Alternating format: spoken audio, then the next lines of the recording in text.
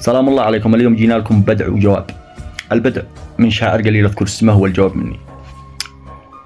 قلنا صلوا على محمد وآله. هاو اسمعوني يا رجال، حبيت اسمعكم مقاله واطرح عليها كم سؤال، والقول واضح لا محاله ولازم ان الحقيقة. ليش الزمن ما به عداله، وزاد في ظلمه ومال، عز الذليل واهل الفساله، واللي معاه منصب ومال. حتى ولو اصلح حثاله مشيخه لجل الريال، والعسر ذي قل ماله ما حد يقول له كيف حال. يحارب الدنيا لحاله، يصبر ولو يحمل جبال، مظلوم في دنيا الضلاله وتحت رهن الاعتقال. وذي كان قدره كزباله في المرجله ماله، مجال اليوم بيقلد رجاله على رجاجيل الرجال. الله قلتكم الله كيف حاله. الحر لا شاف الذلال يتمرجل وانذل قباله، ذي كان ما يسووا ريال الله يا دنيا العماله.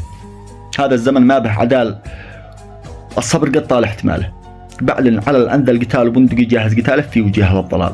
البدع مني والمقاله، والرد من عسكر يقال. فقلت من كان لي باكون ناله، باكون معه في كل حال. راسي لأمثالك فداله، في سلم ولا في قتال، والنذل ذي تنوي قتاله ما بايكون قد النزال.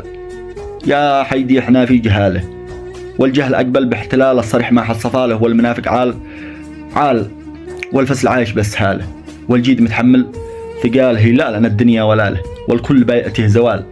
وذي تعمق بالنذاله ودرب الرجاله في شوال. قولوا له ان النذل ما له عز لو يلبس عقال، والعز لو جاء في خياله عادي لانه في خيال.